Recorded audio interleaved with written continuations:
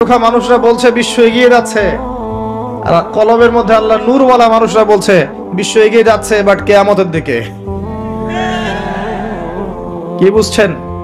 বিশ্ব এগিয়ে যাচ্ছে ঠিকই, বাট কিয়ামতের দিকে, তার শেষ সময়ের দিকে এগিয়ে যাচ্ছে আস্তে আস্তে, এবং এখন খুব দ্রুত এগিয়ে যাচ্ছে। এখন সময় আরো দ্রুত যাচ্ছে। একটা বছর চলে যাচ্ছে একটা মাসের মতো, একটা মাস চলে যাচ্ছে একটা সপ্তাহের মতো, একটা সপ্তাহ যাচ্ছে একটা দিনের মতো, একটা দিন যাচ্ছে একটা ঘন্টার মতো।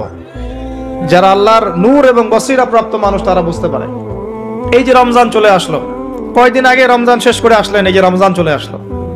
এই যে কয়দিন আগে জুমার নামাজ পড়লেন, দেখবেন আবার জুমা চলে আসবে। সময় দ্রুত চলে যাচ্ছে। কিসের আলামত? কিয়ামতের আলামত। কত আলামত আছে আপনাকে বলে শেষ করতে পারবো না। মহিলাদের সংখ্যা বাড়ছে, পুরুষদের সংখ্যা কমছে। এমন মহিলাদেরকে রাস্তায় দেখবেন যারা পোশাক পরেও নগ্ন হয়ে ঘুরছে। এদের সম্পর্কে নবীজি বলেছেন, শেষ জামানায় এক শ্রেণীর মেয়ে আসবে যাদেরকে আমি দেখি নাই, মানে 1400 বছর আগে এরা ছিল না। তাদের খাসলত কি? তারা কাপড় পরবে, নিসাউন কাসিয়া আরিয়া, কাপড় পরবে কিন্তু নগ্ন থাকবে। আপনি 200-300 বছর আগে এই মহিলাদেরকে দেখতে পারতেন না। লাস্ট 200-300 বছর আপনি দেখতে পারবেন, যখন থেকে পশ্চিমা বিশ্ব এই ওয়ার্ল্ডের দায়িত্ব নিয়েছে তখন থেকে। এটাকে ফেমিনিস্ট রেভলিউশন বলে। এবং নগ্নতা, বেহায়াপন, অশ্লীলতা, এমন পোশাক পরবে যে পোশাক পুরুষদের পোশাক। এটা কিয়ামতের আলামত। নবীজি বলেছিলেন যে গরিব মানুষরা, দরিদ্র মানুষ, স্যান্ডেল পরার টাকা নাই, গায়ে জামা পরার টাকা নাই, উঁচু উঁচু অট্টালিকা নির্মাণের প্রতিযোগিতা করবে। এটা আখিরুজ্জামান বা শেষ জামানের আলামত। দেখে নেন বিগত 200-300 বছর এগুলো ছিল কিনা। বিশাল বিশাল সাইন এগুলো প্রকাশ পাচ্ছে ডে বাই ডে। মানুষ সুদ খাবে, একজন ব্যক্তি সুদ থেকে দূরে থাকতে চাইবে, তার গায়েও সুদের ছিটাফোঁটা গিয়ে লাগবে। এটা সেই যুগ। আপনি পারবেন না বাঁচতে সুদ থেকে। দাড়ি টুপি নিয়েও খেতে হচ্ছে, কিচ্ছু করার নাই, কারণ সব সিস্টেমই সুদ ভিত্তিক। হয় খাচ্ছেন, না হলে দিচ্ছেন, না হলে সাক্ষী থাকছেন, না হলে লিখে রাখছেন, কিছু না কিছু করছেন। মানুষ মাদক খাবে, মাদককে হালাল মনে করে খাবে। মানুষ জেনা করবে, জেনাকে হালাল মনে করবে, হারাম মনে করবে না। মানুষ হত্যা করবে, যাকে হত্যা করবে সে জানবে না কেন হত্যা করছি, আর যে মারা যাবে সেও বুঝবে না কি জন্য আমাকে মারলো। পিতামাতার সাথে দাস দাসীর মতো আচরণ করা হবে, পিতামাতার সাথে দাস দাসীর মতো আচরণ করা হবে। সম্পদের জন্য সন্তান মাকে হত্যা করবে, বাবাকে হত্যা করবে। দুই চোখওয়ালা মানুষরা বুঝতে পারে এগুলো হচ্ছে, দিন দিন বাড়ছে, সময় সংক্ষিপ্ত হয়ে আসছে। আল্লাহ পাকের আযাব গজব বাড়ছে, আসমানি গজব বাড়ছে, জমিনের বালা বাড়ছে, ভূমিকম্প বাড়বে, ডে বাই ডে ভূমিকম্প বাড়বে। এবং 3টা বড় বড় ভূমিকম্প অপেক্ষা করছে আমাদের সামনে। একটা পৃথিবীর পূর্ব দিকে, একটা পশ্চিম দিকে। আমার ধারণা এটা পশ্চিমা সভ্যতায় হবে। আর একটা হচ্ছে পৃথিবীর মাঝখানে। কিছু মুনাফিককে আল্লাহ পাক ধসিয়ে দিবেন আরবের মধ্যে, আর ওখানেও কিছু মুনাফিক আছে। এটা বুঝতে হলে আপনাকে জিওপলিটিক্স বুঝতে হবে। আরবি দিয়ে কথা বললেই কেউ আমিরুল মুমিনিন হয় না। আরবি দিয়ে কথা বললেই কেউ আমিরুল মুমিনিন হয় না। আব্দুল্লাহ বিন উবাইও আরবি দিয়ে কথা বলতো। তো হত্যা বাড়বে। একটা বড় জিনিস যেটা শেষ জামানায় হবে, এটা আগে হয়নি। এটা বিগত 100 বছর থেকে আমরা দেখছি। এই বিশ্বের বুকে ইহুদি এবং খ্রিস্টানদের মধ্যে একটা বন্ধুত্বের অ্যালায়েন্স হয়েছে। এটাকে আমরা জায়নিস্ট মুভমেন্ট বলি। এই মুভমেন্টটা বিগত 100-200 বছর আগে ছিল না, কিন্তু এটা শেষ জামানায় হবে এমনটা এসেছে। কোরআনেও আছে, ইয়া আইয়ুহাল্লাযীনা আমানু লা তাত্তাখিযুল ইয়াহুদা ওয়ান নাসারা আউলিয়া। তোমরা ওই সব ইহুদি এবং খ্রিস্টানদেরকে বন্ধুরূপে গ্রহণ করো না। কোন সব? সবাইকে না। কোন সব? বা'দুহুম আউলিয়াউ বা'দ, যারা একে অপরের বন্ধু, যারা একে অপরের বন্ধু। বিশ্বের ইতিহাস ঘাটলে দেখবেন, হিস্ট্রির ছাত্র আমি, ইতিহাস ঘাটলে দেখবেন ইহুদি এবং খ্রিস্টানরা একে অপরের সাথে মারামারি করেছে শতাব্দীর পর শতাব্দী। এমনকি ঈসা আলাইহিস সালামকে ইহুদিরাই হত্যা করতে চেয়েছিল, কিন্তু আল্লাহ পাক উঠিয়ে নিয়েছেন, ওয়া মা কাতালুহু ওয়া মা সালাবুহু। কিন্তু এখন দেখবেন ওরা বন্ধু। এখন দেখবেন ইসরায়েলের বন্ধু পশ্চিমারা। আশ্চর্য একটা বিষয়। আর কোন নিদর্শনের জন্য অপেক্ষা করছেন? এগুলো আস্তে আস্তে ডে বাই ডে বাড়তে থাকবে। হারাজ বাড়বে, হারাজ মানে হত্যাকাণ্ড, প্রচুর হত্যাকাণ্ড হবে। প্রথম বিশ্বযুদ্ধে মানুষ মরেছে প্রায় 3 থেকে 4 কোটি। দ্বিতীয়টাতে মানুষ মরেছে 7 থেকে 8 কোটি। সামনে যেটা হবে এখানে দেখবেন পৃথিবীর 3 ভাগের 1 ভাগই শেষ ইনশাআল্লাহু আযজা ওয়া জাল। এমনটাই হবে ইনশাআল্লাহু তাআলা। আমরা চাই না এমনটা হোক, কিন্তু কুদিয়াল আমর, লেখা হয়ে গেছে, এগুলো কিছু করার নাই। নবী ঈসা আলাইহিস সালাম আসার আগে পৃথিবীর অবস্থা এমন থাকবে না। পৃথিবী সংকীর্ণ হয়ে আসবে, জনসংখ্যা কমবে, প্রচুর মানুষ মহামারীতে মারা যাবে। আর মহামারীর সময় চলে যাওয়ার পরে কি আসবে সেটাও হাদিসের মধ্যে আছে, ওয়া বা'দাহু সানাওয়াতি জালাজিল, এরপরে আসবে ভূমিকম্পের বছরগুলো। মহামারীর সময়গুলো যখন চলে যাবে এরপরে আসবে ভূমিকম্পের বছরগুলো। আলেম ওলামা আছে, ওনাদের কাছে অনুবাদ করে নিয়েন। সানাওয়াত, সানার বহু বচন, একটা বছর না, অনেক বছর। জালজালায়ের বহু বচন জালাজিল, অনেক ভূমিকম্প হবে। আর প্রত্যেক ভূমিকম্পে পৃথিবীর সময় কিন্তু সংক্ষিপ্ত হয়ে আসে। এটা আপনারা যারা সায়েন্স জানেন তারা বুঝবেন। যাই হোক, এই অবস্থার প্রেক্ষাপটে ইসলাম ছাড়া আত্মসমর্পণের কোনো জায়গা নাই, আর ইসলাম ছাড়া সমাধানও কেউ দিতে পারবে না। এই জন্য নিরপেক্ষভাবে আল্লাহর কাছে যেহেতু ফিরে যেতেই হবে, আমাদের উচিত ইসলামকে আগে ভালো করে জানা এবং বোঝা, হটকারী না হওয়া। আগে জানা এবং বোঝা যে ইসলামে প্রতিটা বিষয়ের সলিউশন আছে কি নাই। যদি আপনি দেখেন নিরপেক্ষভাবে হ্যাঁ আছে, তাহলে আর দেরি করবেন না, ইস্তেগফার করে আল্লাহর কাছে আত্মসমর্পণ করেন। আল্লাহ পাক আপনার বিগত জীবনের যত গুনাহ খাতা আছে সমস্ত গুনাহ আল্লাহ মাফ করে দিবেন ইনশাআল্লাহ তাআলা। আল্লাহ পাক তো এমনটা বলেছেন, ইল্লা মান তাবা ওয়া আমানা ওয়া আমিলা আমালান সালিহা ফাউলাইকা ইউবাদদিলুল্লাহু সাইয়্যাতিহিম হাসানাত। যারা তওবা করবে, ঈমান নিয়ে আসবে এবং আমলে সালেহ বেশি বেশি করতে থাকবে, আল্লাহ পাক তাদের গুনাহই শুধু মাফ করবেন না, বরং গুনাহগুলোকে নেকি দিয়ে পরিবর্তন করে দিবেন। বলেন সুবহানাল্লাহ। এই জায়গায় গিয়ে আবার পয়েন্টে চলে আসুন। নবী মুসা আলাইহিস সালাম যখন খুতবা দিচ্ছিলেন তখন তিনি বলে ফেলেছিলেন যে আমি পৃথিবীর সবচেয়ে জ্ঞানী মানুষ, কারণ তার কাছে ওহী আসছিল। আল্লাহ পাক ধরলেন, আল্লাহ পাক নবীদের ছোট ছোট ভুল ধরতেন। আমাদের নবী মুহাম্মদ সাল্লাল্লাহু আলাইহি সাল্লাম বলে দিয়েছিলেন একবার যে আমি মধু খাবো না আজকে থেকে, মনে আছে? মধু হারাম করে নিলাম। লিমা তুহাররিমু মা আহাল্লাল্লাহ, আল্লাহ পাক আয়াত নাজিল করলেন না? কোন সূরায়? সূরা তাহরিম। ভাই, এভাবে আল কোরআনের আলো ঘরে ঘরে জ্বলবে না। যখন কোরআন আপনি স্টাডি করবেন, প্রত্যেকটা ঘরে একটা করে কোরআনওয়ালা মানুষ থাকবে, অটোমেটিক আল্লাহর এই যে আল্লাহ পাকের এই কিতাব আল কোরআনের আলো সমস্ত ঘরে ঘরে জ্বলবে ইনশাআল্লাহ তাআলা। কোরআন পড়ার লোক তো লাগবে, কোরআন পড়ার মানুষ তৈরি করতে হবে। প্রত্যেক ঘরে ঘরে একটা করে মানুষ তো চাই যে কোরআন গবেষণা করতে পারে। তখন দেখবেন অটোমেটিকলি কোরআনের আলো ঘরে ঘরে জ্বলে যাবে ইনশাআল্লাহ তাআলা। আবেগ দিয়ে হয় না, আবেগ দিয়ে কোনো কিছু হয় না। যারা ইসলামের বিরুদ্ধে কাজ করছে এরা আবেগ দিয়ে কাজ করছে না, বিবেক দিয়ে কাজ করছে। আমরা আবেগী জাতি, আমরা আবেগী জাতি না, আমরা আবেগী জাতি, খুব আবেগ আমাদের। দিনের পিছনে আবেগ ভালো জিনিস, কিন্তু আবেগ দিয়ে দিন প্রতিষ্ঠা হয়নি কখনো। নবী সাল্লাল্লাহু আলাইহি ওয়াসাল্লাম হিকমা দিয়ে, বুদ্ধি দিয়ে, কৌশল দিয়ে ধীরে ধীরে বেসিক ঠিক করে আস্তে আস্তে আস্তে আস্তে ইসলামকে এগিয়ে নিয়ে গেছেন। 23 বছর সময় লেগেছে। কত বছর? কখনো অত্যাচার সহ্য করতে হয়েছে, করেছেন। কখনো মার খেতে হয়েছে, খেয়েছেন। কখনো গালি খেতে হয়েছে, খেয়েছেন। কখনো সমালোচনা সহ্য করতে হয়েছে, করেছেন। কখনো দেশ থেকে চলে যেতে হয়েছে, চলে গিয়েছেন। হাল ছেড়ে দেন নাই, ধীরে ধীরে ইসলামকে নিয়ে এগিয়ে গেছেন। একদিনে তো দিন কায়েম হয়নি, হয়েছে? নবী ঈসা আলাইহিস সালাম যখন আসবেন তিনিও একদিনে দিন কায়েম করবেন না, অনেক চড়াই উতরাই পেরিয়েই ইনশাআল্লাহ তাআলা জেরুজালেম থেকে তিনি পুরো বিশ্বে ইসলামী খেলাফা কায়েম করবেন ইনশাআল্লাহ। তার আগ পর্যন্ত এভাবে গ্লোবালি কিছু হবে এটা আমার মনে হয় না। আমি স্টাডি করে যা মনে হচ্ছে আমার কাছে মনে হয় না যে গ্লোবালি তার আগে কিছু হবে।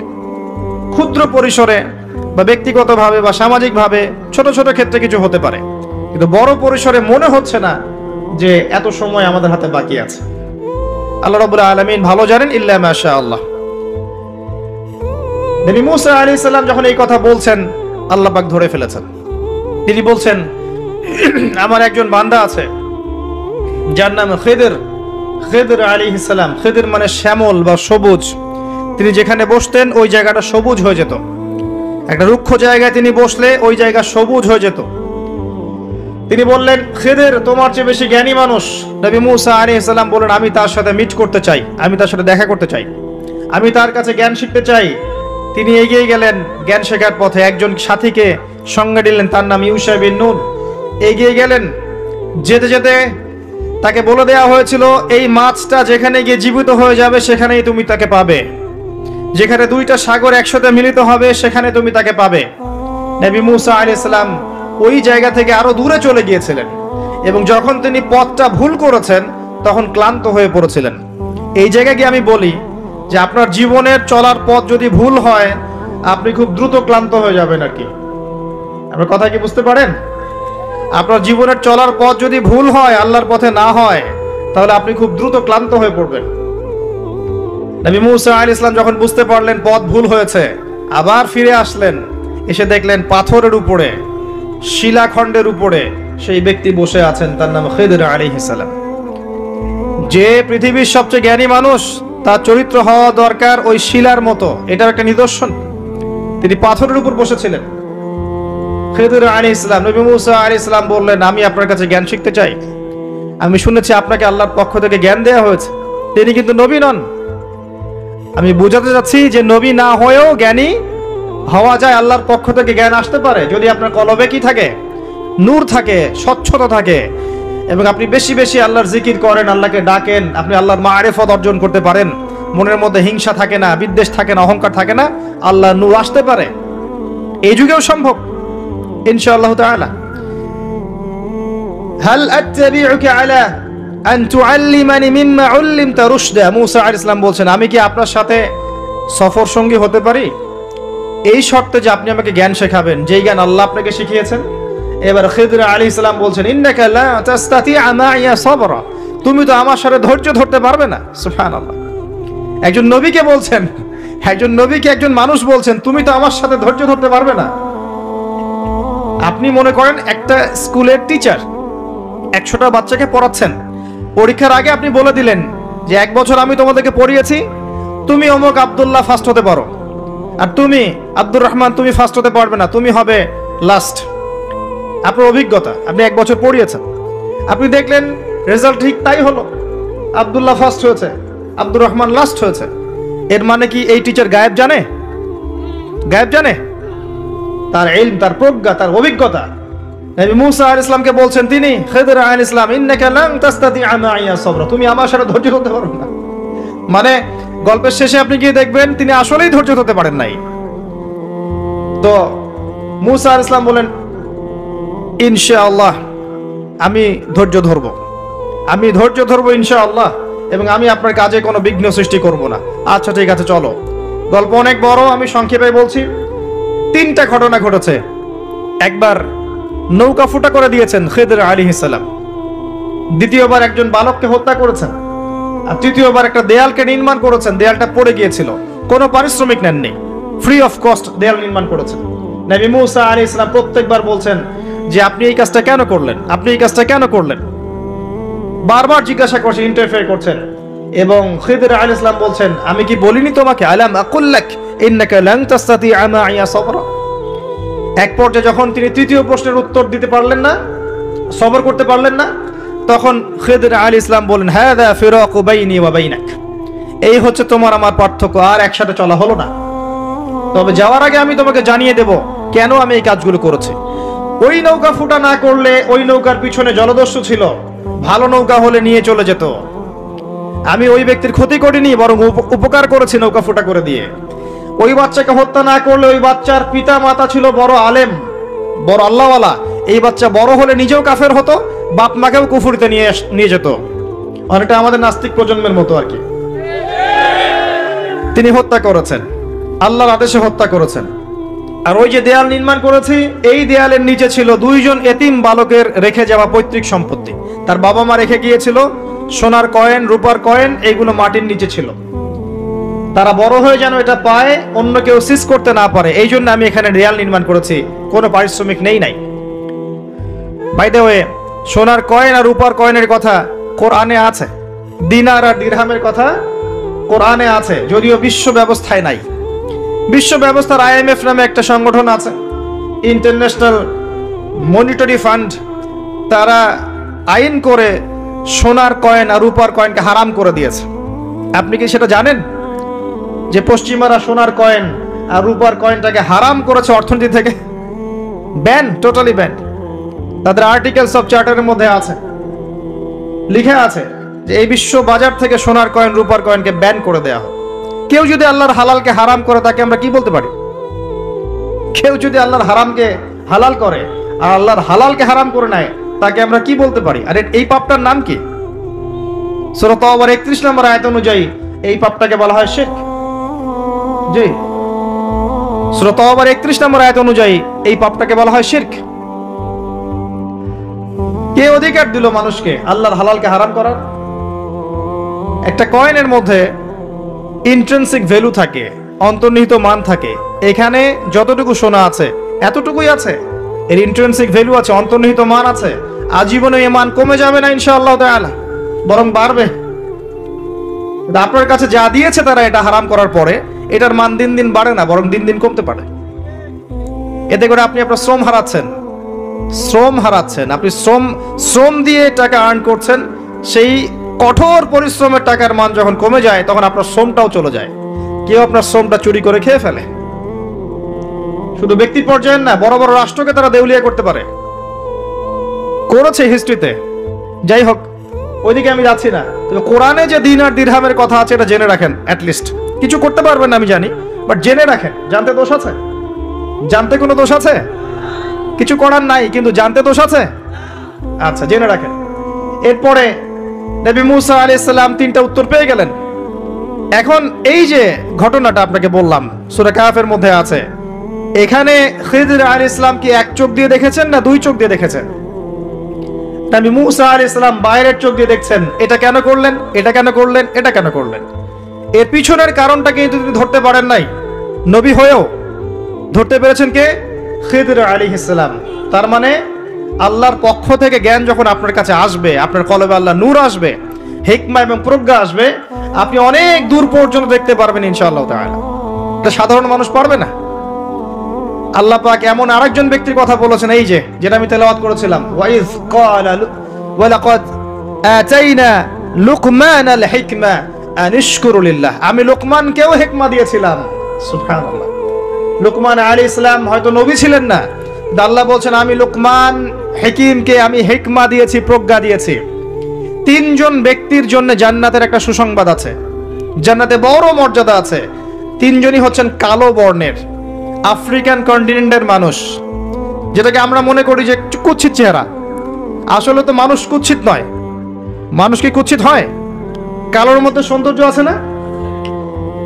নর্মাল যে ভাষা ব্যবহার করে সেই ভাষায় বললাম যে 3 জন কালো বর্ণের মানুষের জন্য জান্নাতের সুসংবাদ আছে।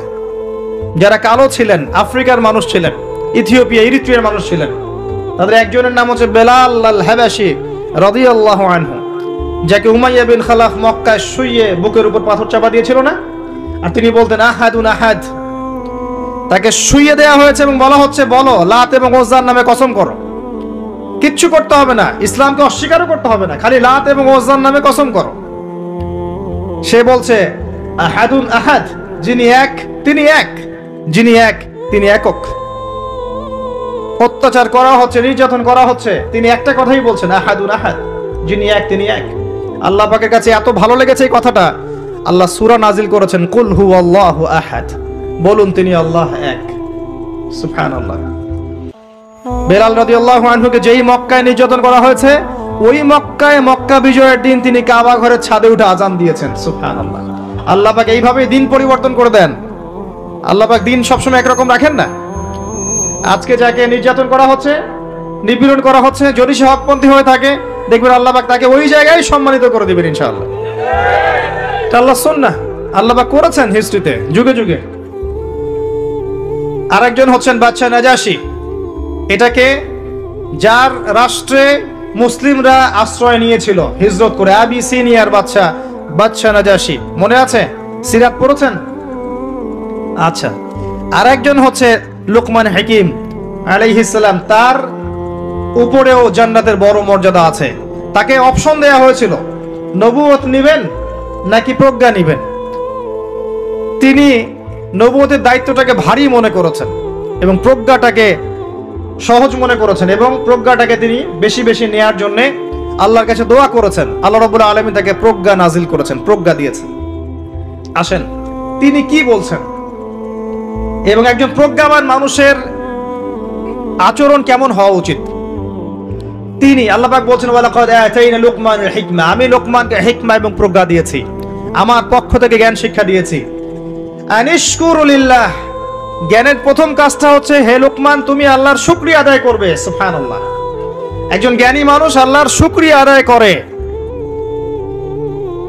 ওয়া ইয়াশকুর ফাইন্নামা ইয়াশকুরু লিনাফসি, যে ব্যক্তি আল্লাহর শুকরিয়া আদায় করে সে নিজের নফসের ভালোর জন্যই সেটা করে।